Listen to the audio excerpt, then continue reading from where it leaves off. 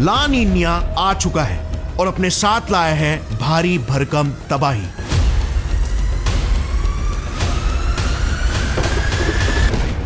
Indian meteorological department के साइंटिस्टों ने पहले ही वार्न कर दिया है कि 2024 का अंत और 2025 की शुरुआत हद से ज्यादा ठंडी होने वाली है। Met Department is predicting a harsh winter ahead. There are forecasts of the La Nina effect having a big impact. क्योंकि तापमान असामान्य रूप से घटने वाला है और इसी से बचने के लिए गवर्नमेंट ने भी नागरिकों को इस बारे में पहले से ही चेतावनी दे दी है। La Nina effect is having an impact, meaning shifts in wind circulation patterns leading to more rains and snow. La Nina effect. La Nina effect. La Nina. La Nina. La Nina. La Nina effect.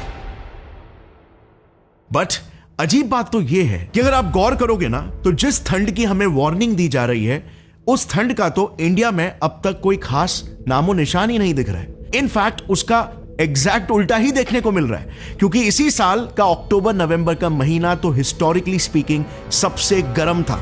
इस साल का अक्टूबर तो 1901 के बाद से आज तक का सबसे गर्म अक्टूबर था और नवंबर नॉर्थ इंडिया का सबसे गर्म नवंबर। तो क्या वाकई में इस साल ला नीना वो तबाही लाएगा जिस बारे में साइंटिस्ट हमें वार्न कर रहे हैं?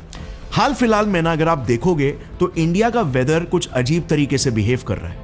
पिछले 2 दिनों की ही बात है, दिल्ली, पंजाब, उत्तर प्रदेश और हरियाणा जैसे नॉर्थ इंडियन स्टेट्स का टेम्परेचर सडनली ड्रॉप हो गया।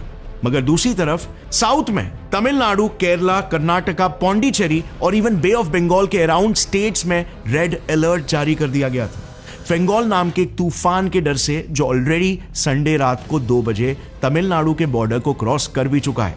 मतलब इंडिया लिटरली 2 भागों में बंट चुका है। एक तरफ जहां पर नॉर्थ इंडिया में हार्डकोर टेम्परेचर फ्लक्चुएशंस हो रहे हैं, वहीं दूसरी तरफ साउथ इंडिया बारिश और बाढ़ के चलते डूब रहा है। But it doesn't stop here. दुनिया के दूसरे कोने में थोड़ा सा जूम करते हैं तो वहां पर ना पूरा का पूरा उल्टा ही किस्सा चल रहा है। साउथ अमेरिका जल रहा है। रिपोर्ट्स के हिसाब से ऐसा इतिहास में पहली बार हो रहा है कि करोड़ों एकड़ों के जंगल, जस्ट इमेजिन, करोड़ों एकड़ों के जंगल आग की चपेट में है, जिसमें अमेज़न रेन फॉरेस्ट भी शामिल है। यह तस्वीर देखना ब्राजील के साओ पोलो शहर की है। फॉरेस्ट फायर्स की वजह से क्या हाल हो गए। Sao Paulo, Peru, Bolivia, Brazil, Colombia और कई सारे साउथ अमेरिकन देश लिटरली जल रहे हैं। पर इन फायर्स के पीछे का सबसे बड़ा कारण है सूखापन, यानी कि फैमिन। नॉर्थ अमेरिका की भी अगर बात करें तो वहां पर भी हालत कुछ खास नहीं है।